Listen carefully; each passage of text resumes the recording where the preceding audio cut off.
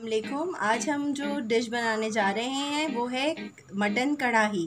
انشاءاللہ آپ کو ہماری ریسپی بہت پسند آئے گی. آئیں چلتے ہیں انگریڈینٹ کی طرف. ہمارے پاس یہ ہے 1.5 کلو گوشت. کڑھائی زیادہ گوشت کی بنتی ہے کیونکہ شوق سے کھائی جاتی ہے. ہم نے اس کی بوٹی کا یہ سائز رکھا ہے, نارمل میڈیم سائز رکھنا ہے آپ نے. 1 لیمن لیا ہے, اس کو اچھی طرح سے اسکویز کر لیا ہے. 6 سے 7 ہری مرچیں جن کو ہم نے یوں لمبائی میں کاٹ لیا ہے. 3 ٹیبل سپون ہم نے لیا ہے اس کے اندر لہسن ادرک کا پیسٹ.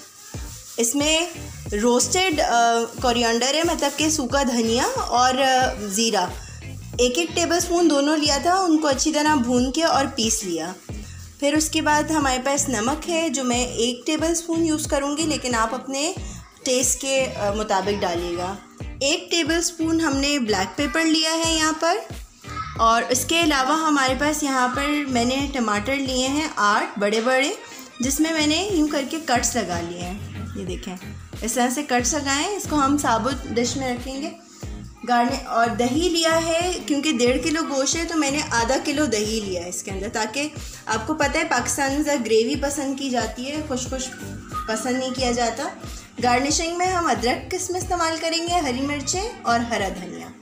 چلیں اب چلتے ہیں ریسپی کی طرف. کیونکہ یہ مٹن کڑھائی ہے, ہم مٹن کڑھائی کو تھوڑا سا دیر کے لیے گوشت کو ادرک لہسن میں ڈال کے اس کی اسمیل ختم کریں گے اور تھوڑا سا یہ ٹینڈر ہو جائے گا.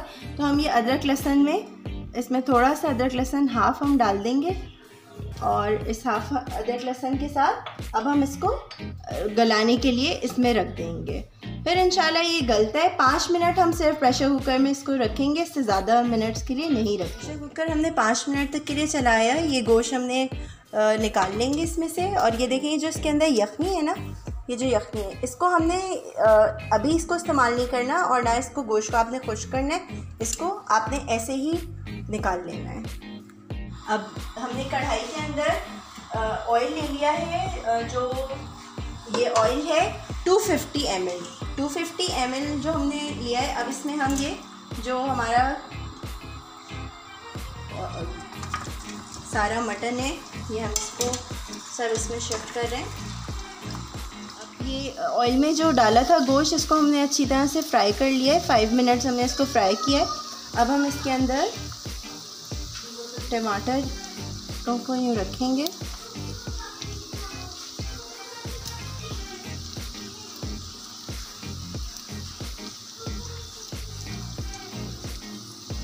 اور اس کو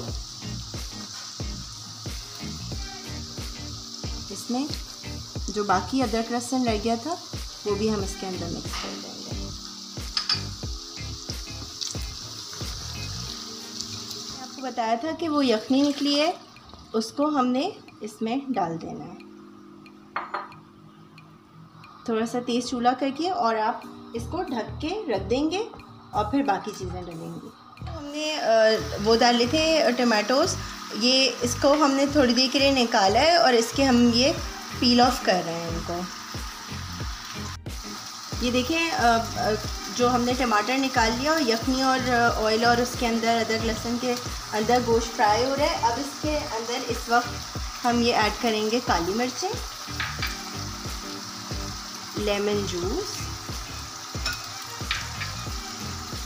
اور نمک, اور بس اس کو ابھی اسی پانی کو خشک ہونے دیں گے اسی مسالے کے ساتھ.